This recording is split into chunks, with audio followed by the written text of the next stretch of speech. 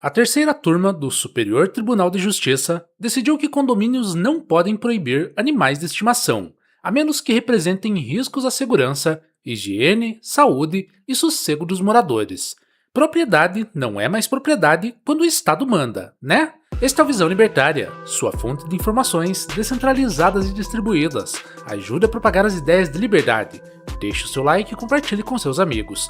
Um artigo seu pode virar vídeo aqui também, sabia? Este artigo foi escrito por um libertário aí, revisado e narrado por Gordinho Caipira. Exatamente! O STJ decidiu que condomínios não podem proibir animais de estimação de forma genérica sem uma razão concreta para tal, como riscos à segurança, à higiene, à saúde e ao sossego.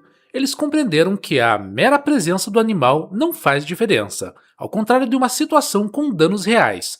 Isso foi decidido no julgamento de uma moradora do Distrito Federal que possuía um gato.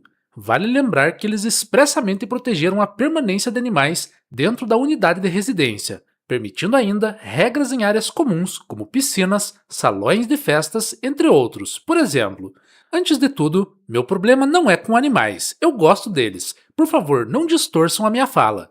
De um ponto de vista subjetivo, essa opinião diverge bastante.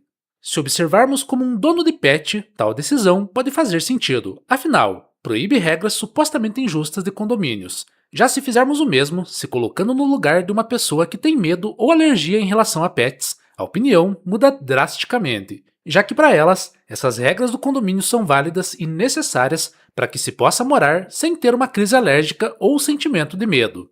Uma opinião de alguém que olha para a questão financeira diria que essa lei não deveria ser aplicada, pois só do condomínio ter o custo de comprovar a razão concreta para tentar proibir pets já seria suficiente para gerar um custo significativo.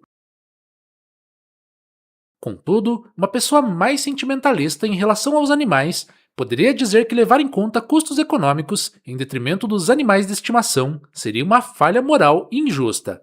Por isso, em um debate de caráter utilitarista, como exemplificado anteriormente, a questão seria obviamente sem solução, ficando num eterno bate e volta sem uma resolução final. Na realidade, é o próprio utilitarismo que exige a existência de uma democracia por parte do governo. Questões como essas, que se tornariam um debate eterno, precisam ser definidas arbitrariamente por uma suposta vontade da maioria. É difícil argumentar, porém, que a maioria realmente decidiu quando a opinião vem de um juiz indicado pelo presidente da República, que além de mudar de opinião devido ao voto útil e à falta de opções, dificilmente possui verdadeira aprovação.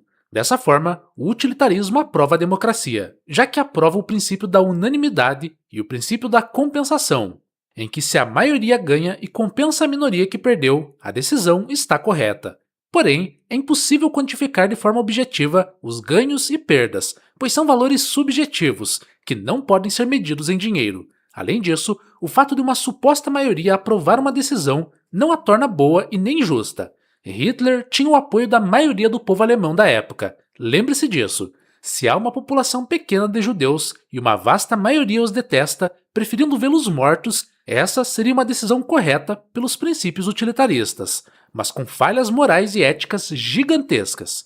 O fim da escravidão, para os utilitaristas da época, precisaria compensar a perda dos investimentos dos senhores de escravos, até que Benjamin Pearson, membro da Libertária Escola de Manchester, disse o óbvio, que achava que os escravos é quem deveriam ser compensados. Mais uma vez, o utilitarismo apresentando graves problemas éticos, pois mesmo que a maioria não concorde, se ela for silenciada em prol da minoria, decisões ainda mais ridículas são aprovadas. Por causa disso, é necessário ter algo mais concreto do que o utilitarismo para que se possa criar leis. É preciso ter uma base ética objetiva para definir uma política justa não só para a maioria das pessoas, mas para todos. Essa ética deve se basear em princípios justos e claros para todos, que não possam ser refutados para que realmente seja objetiva. Vale lembrar que determinada ética deve ser perene e pacífica, se tratando de uma ética política que não guia como o indivíduo deve agir, mas apenas uma base para todos não se agredirem. A única ética política, objetiva, perene e pacífica é a ética libertária, desenvolvida por Murray Rothbard em A Ética da Liberdade, baseada em direitos de propriedade. À primeira vista, uma ética baseada puramente em direitos de propriedade fere desde o mais ávido marxista até o mais conservador cristão. Porém, ela vai ficar mais clara à medida que eu for explicando. Essa ética se baseia no axioma da autopropriedade. De acordo com Rothbard, uma proposição se eleva ao status de axioma quando aquele que a negar entrar em contradição no próprio ato da negação. É como se alguém falasse que não sabe falar. A pessoa fala no processo da argumentação, invalidando sua afirmação totalmente. Se você argumenta que a autopropriedade não é válida, você se utiliza da sua autopropriedade, ou seja, a propriedade sobre o seu próprio corpo, para argumentar, perdendo completamente a argumentação. Baseado no princípio lógico e irrefutável, Rothbard deriva o resto da teoria libertária, do que fica conhecido como raciocínio axiomático dedutivo. Isso acontece, pois, sendo o dono do seu próprio corpo, aquilo que você se apropria originalmente, ou seja, antes que qualquer outra pessoa se aproprie e aplique o seu trabalho sobre aquele bem, ele vira seu, como John Locke havia afirmado em seu segundo tratado sobre o governo. Assim, Rothbard formula uma ética filosófico-política de liberdade, baseando-se em um princípio irrefutável. Propriedade privada, portanto, é um conceito universal, que não pode ser deturpado por Estado algum. Estados jamais podem ser considerados proprietários de nada, já que eles adquiriram seu território pela invasão e se sustentaram através do roubo. Baseando-se nessa ética, portanto, é inválido que o Estado controle a propriedade de um condomínio que passou pelo processo de apropriação original, por diversas trocas voluntárias, pela construção final do prédio e, finalmente, pela administração livremente acordada pelos seus residentes. Contrato, pela teoria de Rothbard, se trata de uma consequência natural da autopropriedade, que implica na livre associação e na não associação entre os indivíduos. São contratos que possibilitam as trocas voluntárias entre os indivíduos e movem a sociedade.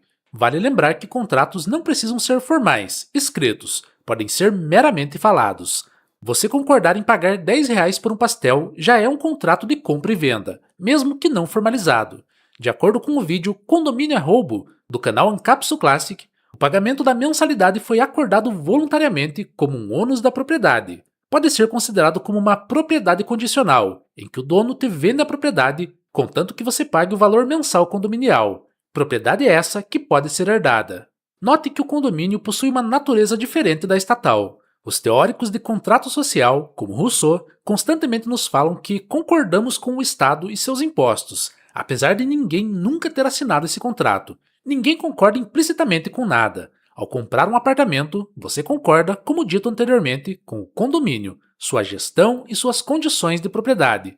Isso faz com que o condomínio, como propriedade privada, possa decidir determinados aspectos de permissões, tanto nas áreas comuns quanto nos imóveis em si, a menos que tenha concordado por contrato que não iria fazê-lo. Conforme a ética objetiva de direitos de propriedade, portanto, a menos que o condomínio tenha concordado em não proibir ao realizar o contrato com os compradores dos imóveis, é totalmente legítimo que ele proíba a entrada de animais nos apartamentos e nas áreas comuns. Fazer o Estado intervir nisso só vai gerar mais custos, mais intervenção, mais autoritarismo e mais problemas éticos, desviando completamente da racionalidade. Obrigado pela audiência. Este é um canal colaborativo. Participe você também. Cadastre-se agora mesmo em nosso site visãolibertaria.com e envie os seus artigos por lá. Os colaboradores recebem recompensas em Bitcoin. Inscreva-se no canal e clique no botão da campainha para ser avisado de novos vídeos. Até a próxima!